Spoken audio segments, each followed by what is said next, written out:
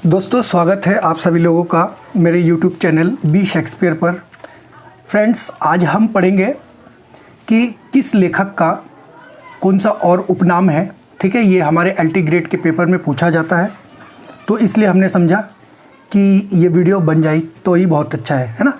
तो देखते हैं, हम आज ट्रिक्स से इस सारे नाम को याद करेंगे और बिल्कुल आपको याद करा देंगे। देखिए, सबसे पहले फ्रेंड्स, विलियम शेक्सपियर है ना, तो विलियम शेक्सपियर को बार्ड ऑफ एवन कहा जाता है। ठीक है, तो विलियम शेक्सपियर को बार्ड ऑफ एवन और A.G. गार्डिनर को Alpha of the Plough, Eric Arthur Blair को जॉर्ज ऑरवेल है ना, और निसिम इज़ेकियल बेन इज़राइल बोला जाता है। वाल्ट विटमैन को बार्ड ऑफ डेमोक्रेसी। ठीक है, डेरेक वॉलकॉट को सेंट लूशियन पोएट या कैरेबियन पोएट भी कहा जाता है। ठीक है, डेरेक वॉलकॉट को। उसके बाद विलियम वर्ड्सवर्थ को बार्ड ऑफ रिडलमाउंट कहा जाता है। रॉबर्ट फ्रोस्ट को न्यू इंग्लैंड कहा जाता है। उसके बाद थॉमस ग्रे को ट्रांजिशनल पोएट कहा जाता है। फिलिप लार्किन को मूवमेंट पोएट कहा जाता है। ऐसे ही W.H. ऑडेन को लेफ्ट विंग पोएट कहा जाता है। कमला दास जी को कन्फेशनल पोएट कहा जाता है। रविंद्रनाथ टैगोर को गुरुदेव और फ्रांसिस बेकन को क्या क्या कहा जाता है। देखिए, a little, lord keeper, father of English essay और जेस्टिंग पायलट। फ्रेंड्स, आगे हम ट्रिक्स से बताएंगे कि इसको कैसे याद रखना है, आप ये वीडियो पूरा देखें। उसके बाद विलियम सिडनी पोर्टर को ओ हेनरी के नाम से जाना जाता है और एन हाउथॉर्न इसको कहा जाता है शेक्सपियर ऑफ अमेरिका और हेमिंग्वे को कोड हीरो, जॉन कीट्स को हेलेंटिक पोएट कहा जाता है और जॉन कीट को सेंसियस स्पिरिट भी कहा जाता है। ठीक है, उसके बाद चार्ल्स लैम्ब को देखिए क्या क्या कहा जाता है। प्रिंस ऑफ इंग्लिश एसे कहा जाता है और इलिया कहा जाता है और एडेक्स कहा जाता है। ठीक है, चार्ल्स लैम्ब को। उसके बाद जॉन डन को द मोनार्च ऑफ बिट कहा जाता है और मास्टर ऑफ मेटाफिजिकल पोइट्री भी कहा जाता है। किसको? जॉन डन को। उसके बाद A.L. टेनिसन यानी अल्फ्रेड लॉर्ड टेनिसन को क्या कहा जाता है? Representative of Victorian age. ठीक है, और उसके बाद जॉन मिल्टन को lady of the Christ. Friends, इसको हम अब ट्रिक्स से याद करेंगे। ठीक है, ट्रिक्स कैसे? देखिए, पहला है विलियम शेक्सपियर को। आपको इसको इस तरीके से याद करना है। विलियम शेक्सपियर को आप पहले इसको उतार ले। फ्रेंड्स, आप इसको उतार ले, आप वीडियो को पॉज करके इसको लाइन सीरियल वाइज उतार ले और उसके बाद मैं सीरियल वाइज इसको ट्रिक्स से याद करा रहा हूँ आपको। ठीक है, देखिए कैसे आपको एक ही बार में सब याद हो जाएगा। देखिए मैं इधर कर रहा हूँ, ये आप इसे उतार लीजिएगा और अब मैं एक एक को आपके सामने प्रस्तुत करूँगा। ठीक है, तो देखिए ये आपका ट्रिक हो जाएगा। देखिए कैसे, देखिए William Shakespeare Bard of Avon कहा जाता है, तो आपको याद कैसे रखना है। देखिए, विलियम शेक्सपियर है, विलियम शेक्सपियर एवन नदी में चारण यानी घूमा करता था। तो आपको एक इमेज बना कि विलियम जो है शेक्सपियर यानी लोग शराब पी कर करते हैं, घूमते, आप शेक्सपियर। इससे क्या ट्रिक कैसे खुलेगा? देखिए, विलियम शेक्सपियर यानी कि विलियम शेक्सपियर और एवन नदी में चारण करता था। तो एवन नदी में चारण का मतलब क्या होगा? Bard of Avon. ठीक है, चारण माने घूमना, जिसे भाट भी कहते हैं, जो घूमते रहते हैं। तो इससे क्या हो जाएगा? विलियम शेक्सपियर और बार्ड ऑफ एवन हो जाएगा। ठीक है, उसके बाद आपका था A.G. गार्डिनर को क्या कहते हैं? अल्फा ऑफ द प्लो। अब देखिए, गार्डिनर शब्द में, गार्डिनर शब्द का अर्थ क्या होता है? माली। तो माली क्या करता था? माली अल्फा नामक खेत को जोतता था, या माली ने अल्फा के खेत को जोता। आपको इसको ऐसे याद रखना है। ठीक है, तो माली ने क्या किया? अल्फा के खेत को जोता। तो इसमें माली से गार्डिनर निकल आया और अल्फा और प्लो है तो अल्फा ऑफ द प्लो हो जाएगा। ठीक है, तो इस तरीके से आपको याद हो जाएगा। आप इसको इमेज में देखिए कि एक माली है जो अल्फा के खेत को जोत रहा है। ठीक है, तो A.G. गार्डिनर निकल जाएगा, गार्डिनर। उसके बाद देखिए Eric Arthur Blair. Eric Arthur Blair को कैसे याद रखेंगे? इसको कहा जाता है जॉर्ज ऑरवेल। ठीक है, अब देखिए ये कोई प्रश्न कर रहा है कि आर्थर लेयर कितना है कुएं का, क्योंकि देखिए आर्थर और लेयर से क्या निकलेगा? एरिक आर्थर लेयर निकलेगा, और एरिक आर्थर लेयर कितना है कुएं का, तो कुएं से क्या निकलेगा, वेल निकलेगा, वेल माने कुआं होता है, तो आर्थर लेयर और वेल, वेल से और बेल, तो इससे आपको क्या निकल जाएगा, आर्थर ब्लेयर से एरिक आर्थर ब्लेयर और जॉर्ज ऑरवेल के लिए वेल आ जाएगा। ठीक है, तो इस तरीके से आपको रिलेट करके याद हो जाएगा। एक पिक्चर बना लीजिए आप इसका। उसके बाद देखिए निसिम इजिकिल को क्या कहा जाता है, अ बेन इजराइल। तो इसके लिए मैंने क्या ट्रिक बनाया है, देखिए इजराइल वाले सिम को इजी से किल कर देते हैं, करते हैं कि नहीं, इजराइल वाले के पास हाई फाई टेक्निक है, टेक्नोलॉजी है, तो वो इजराइल वाले यानी कि निसिम इजिकिल, तो इजराइल कहा जाता है उसको बेन इजराइल, तो इजराइल वाले सिम को यानी निसिम इजिकिल, तो सिम को इजी से किल कर देते हैं, निसिम है, निसिम से सिम हो जाएगा, इजी किल से इजिकिल हो जाएगा, तो इजी से किल कर देते हैं, तो इजराइल वाले लोग सिम को इजी से किल कर देते हैं, तो हो गया निसिम इजिकिल को क्या कहा जाता है, बेन इजराइल। अब आगे देखिए वाल्ट विटमैन को क्या कहा जाता है, वाल्ट विटमैन को कहा जाता है वार्ड ऑफ डेमोक्रेसी। ठीक है, वार्ड ऑफ डेमोक्रेसी। अब देखिए पहले डेमोक्रेसी यानी कि लोकतंत्र, गोरे लोगों यानी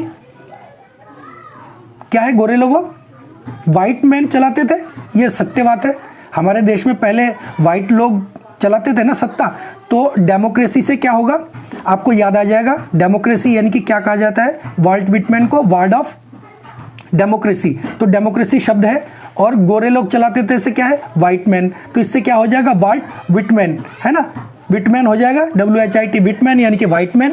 तो इस तरीके से आप इसको याद रख सकते हैं कि व्हाइट मैन क्या करते थे, हमारे डेमोक्रेसी को चलाते थे, तो आपको एक तस्वीर बन जाएगी कि हमारे देश की जो डेमोक्रेसी है उसको पहले व्हाइट मैन चलाते थे, तो डेमोक्रेसी को विटमैन, तो डेमोक्रेसी का विटमैन हो जाएगा। ठीक है, उसके बाद देखिए अब डेरेक वेलकॉट, है ना, डेरेक वेलकॉट को किस किस नाम से जाना जाता, अ सेंट लूसियन पोएट और अ कैरिबियन पोएट के नाम से जाना जाता है। अब देखिए इसके लिए कैसे बनाया, लूशियन कवि डर के, है लूशियन कवि डर से, है ना, डर के क्या करते थे, कुएं में कूद गए थे, तो लूशियन कवि है, लूशियन से लूशियन हो जाएगा, लूशियन पोएट, और डर के से डेरेक होगा, और कुएं में कूद गए, वेल कॉट, है ना, कुएं में यानी कि वेल कॉट, कूद गए वेल कॉट, तो लूशियन कवि डर के कुएं में कूद गया था। आपको एक इमेज बना लेना है कि कौन से कवि डर के कुएं में कूद गए थे, तो लूशियन कवि, तो लूशियन से लूशियन निकल जाएगा, लूशियन पोएट,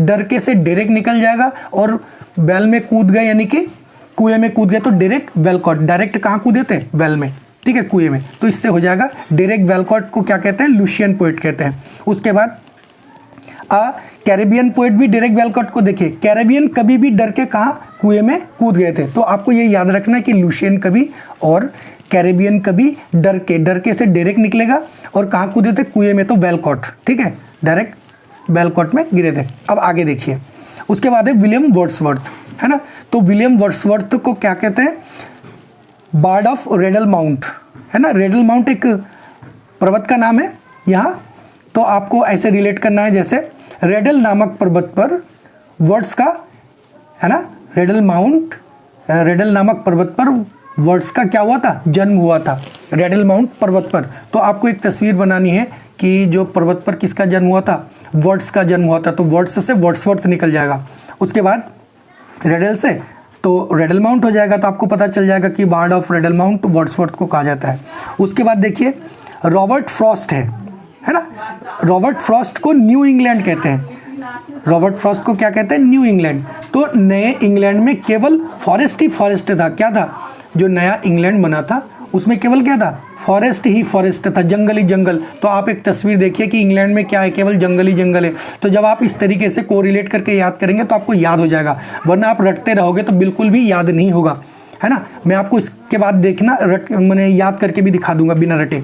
तो नए इंग्लैंड में न्यू इंग्लैंड है, तो नए इंग्लैंड में क्या था, केवल फॉरेस्ट ही फॉरेस्ट था, आपने तस्वीर बना ली, इंग्लैंड को देखो और फॉरेस्ट ही फॉरेस्ट दिखेगा। उसके बाद है ट्रांजिशनल पोएट किसे कहते हैं, थॉमस ग्रे को, ट्रांजिशनल यानी कि परिवर्तन है, ट्रांजिशनल का मतलब होता है परिवर्तित, तो इसका क्या ट्रिक है, हर चीज परिवर्तित होकर ग्रे रंग में बदल जाता है, और यह सत्य है, ये सच भी है कि कोई भी चीज़ अगर मिट्टी में गाड़ दिया जाए या रह जाए तो वो धीरे धीरे अपना रंग बदल के ग्रे कलर का हो जाता है ना, मिट्टी जैसा है।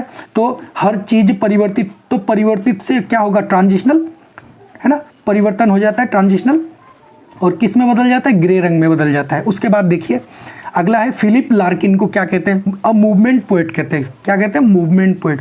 तो देखिए होठ यानी कि लिप है इसमें, फिलिप लार्किन्स में एक लिप शब्द छुपा है ना, लिप है।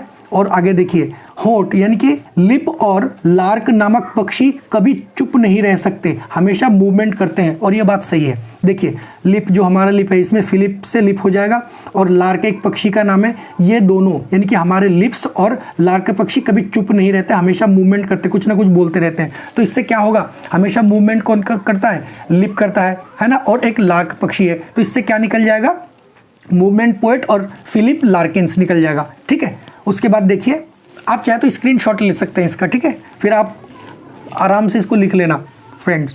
और उसके बाद आगे आएंगे W.H. ऑडेन। W.H. ऑडेन को अ लेफ्ट विंग पोएट कहा जाता है। W.H. ऑडेन को देखिए, अब लेफ्ट विंग पोएट है ना, तो कैसे याद करेंगे, देखो ऑडेन से ऑडी निकलेगा, ऑडी नामक कार के लेफ्ट में बींग, पंख, जो आपने देखा होगा ऑडी कार जो होता है वो बींग, पंखे की तरह खुल जाता है, उसके जो दरवाजे होते हैं। तो आपको कैसे याद रखना है, ऑडी नामक कार के लेफ्ट बींग पंख है, यानी कि उसके लेफ्ट बींग में पंख लगा हुआ था, है ना, ये पंख की तरह खुल रहा था। तो उससे क्या होगा, एक तस्वीर बन जाएगी कि ऑडी कार में, तो ऑडी से ऑडेन हो जाएगा, और लेफ्ट बींग यानी जो उसका लेफ्ट साइड का जो दरवाजा था वो बींग जैसा खुलता है, पंखुड़ी जैसा। तो बिल्कुल आपको ये छवि बन जाएगी कि ऑडेन जो ऑडी कार के लेफ्ट विंग में पंख जैसा खुल जाता था, लेफ्ट विंग पंख की तरह खुलता था। तो इससे क्या होगा, ऑडेन से ऑडी और लेफ्ट विंग से क्या बन जाएगा, है लेफ्ट विंग पोएट। ठीक है, तो W.H. ऑडेन को लेफ्ट विंग पोएट कहा जाता है। उसके बाद कमला दास को कन्फेशनल पोएट कहा जाता है, कन्फेशनल।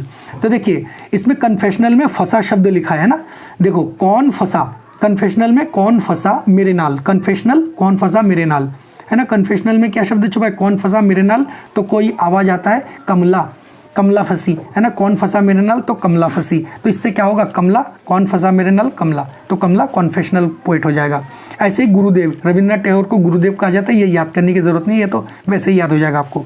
उसके बाद देखिए फ्रेंड्स, आपको फ्रांसिस बेकन को याद रखना है ना। तो फ्रांसिस बेकन को अ लिटिल लॉर्ड कीपर कहा जाता है, a little lord keeper, father of English essay और जेस्टिंग पोएट कहा जाता है। अब देखिए इसको कैसे याद करेंगे, देखो लिटिल लॉर्ड कीपर माने छोटे ईश्वर को पकड़ने वाला, लिटिल लॉर्ड कीपर, लॉर्ड माने ईश्वर और कीपर माने पकड़ने वाला, तो छोटे ईश्वर को पकड़ने वाला बेकौन थे, है ना, बेकौन थे, तो बेकौन थे से बेकन हो जाएगा, यानी ईश्वर को कौन पकड़ सकता है, बेकौन थे जो जिसने ईश्वर को पकड़ा, है ना, तो ईश्वर को पकड़ने वाले बेकौन थे, तो ये निकल गया, है ना, बेकौन से बेकन।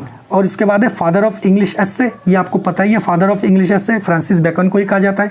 उसके बाद जेस्टिंग पायलट, फ्रांसिस बेकन, यानी कि अब आपको देखना है पायलट शब्द है जेस्टिंग पायलट में, तो पायलट को फ्रांस से कौन उड़ा के ले आया था। अब आपने देखा होगा राफेल जो आया हुआ है हमारे देश में, उसको पायलट उड़ा के लाया कहाँ से, फ्रांस से। तो फ्रांस, देखिए पायलट को फ्रांस से कौन लेकर आया, या जो हमारा पायलट है उसको फ्रांस से कौन लेकर आया, तो इससे क्या हो जाएगा, पायलट से जेस्टिंग पायलट, और फ्रांस से फ्रांसिस, और कौन से बेकन, तो पायलट फ्रांसिस बेकन, यानी कि जो जेस्टिंग पायलट है वो फ्रांसिस बेकन की है। ठीक है, इसको फ्रांसिस बेकन के नाम से भी जाना जाता है। अगला है विलियम सिडनी पोर्टर, है ना। विलियम सिडनी पोर्टर को क्या कहते हैं, ओ हेनरी कहते हैं।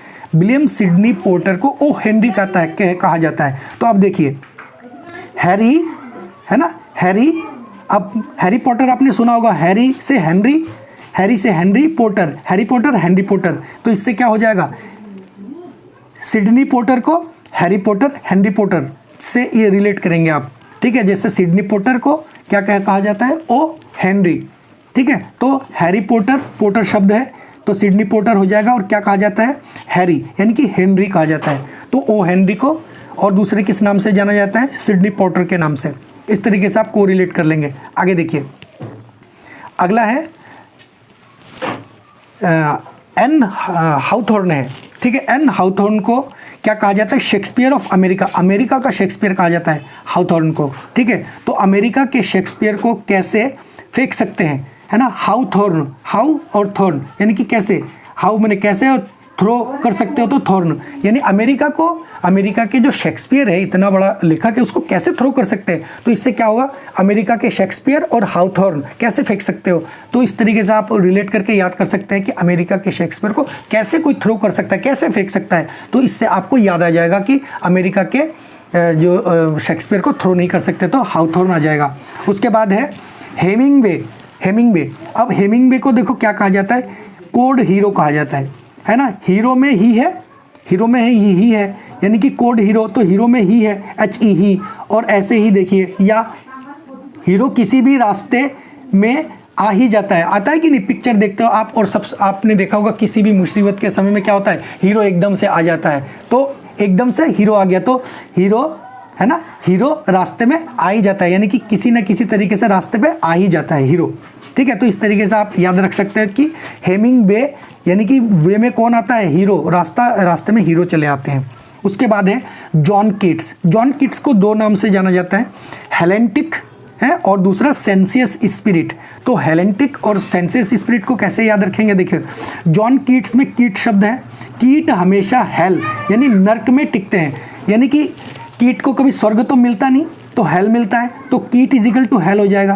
यानी आप एक इमेज बनाओ अपने दिमाग में कि कीट मरने के बाद कहाँ जाता है, हेल में, तो कीट से क्या बनेगा, कीट्स, और हेल से क्या बनेगा, हेलेंटिक, है ना, तो कीट और हेल से हो जाएगा हेलेंटिक, तो जॉन कीट्स हेलेंटिक पोएट कहलाते हैं। उसके बाद कीट हमेशा उत्तेजित आत्मा के साथ इधर उधर मंडराता रहता है कि नहीं, इसको सेंसियस पोएट भी कहा जाता है। सेंसियस का मतलब होता है उत्तेजित आत्मा, है ना, जो काम उत्तेजित होते हैं तो उसको कहते हैं उत्तेजित आत्मा। तो वो कौन है, आपने देखा होगा कीट क्या होते हैं, जो कीट होते हैं वो हमेशा उत्तेजित आत्मा के साथ इधर उधर भटकते फिरते हैं और किसी लौ या दिए के आसपास भटकते फिरते हैं कि नहीं, तो मंडराते हैं कि नहीं, तो इससे कीट से क्या होगा, कीट और हेलेंटिक यानी उसकी आत्मा हमेशा उत्तेजित रहती है, आपने देखा होगा। उसके बाद आप आते हैं चार्ल्स लैम्ब को किस किस नाम से जाना जाता है, चार्ल्स लैम्ब को प्रिंस ऑफ इंग्लिश एस्से कहा जाता है। फ्रेंड्स, इससे पहले आपने जो फ्रांसिस बेकन को पढ़ा होगा उसमें फादर ऑफ इंग्लिश एस्से है, लेकिन चार्ल्स लैम्ब क्या है, प्रिंस ऑफ इंग्लिश एस्से यानी इंग्लिश एस्से का राजकुमार है वो, और उसका दूसरा नाम और भी है, उसको इलिया के नाम से भी जाना जाता है या ईडेक्स के नाम से भी जाना जाता है, EDAX, ठीक है। तो इसको कैसे याद रखेंगे, देखिए देखो जो आपका लैम्ब है यानी लैम्ब में मेमना है, उस मेमने के नाम उस मेमने का क्या क्या नाम था, प्रिंस था, है ना, आपके मेमने का नाम प्रिंस था, है ना, प्रिंस इलिया और इडेक्स था, प्रिंस इलिया और इडेक्स। तो आप ऐसे याद रख सकते हैं, चार्ल्स के मेमने का नाम क्या क्या था, प्रिंस से प्रिंस ऑफ इंग्लिश हो जाएगा, ऐसे प्रिंस इलिया और क्या था, एडेक्स था, EDAX, एडेक्स था। तो समझ में आया, प्रिंस से प्रिंस ऑफ इंग्लिश से इलिया और एडेक्स, ये हो जाएगा आपका कि कौन था, चार्ल्स के मेमने का नाम, तो चार्ल्स से चार्ल्स और मेमने माने लैम्ब, तो चार्ल्स लैम्ब, और क्या कहा जाता था, प्रिंस ऑफ इंग्लिश से इलिया और एडेक्स, ये सब चार्ल्स लैम्ब का नाम है, ठीक है, इसको इसी नाम से जाना जाता था।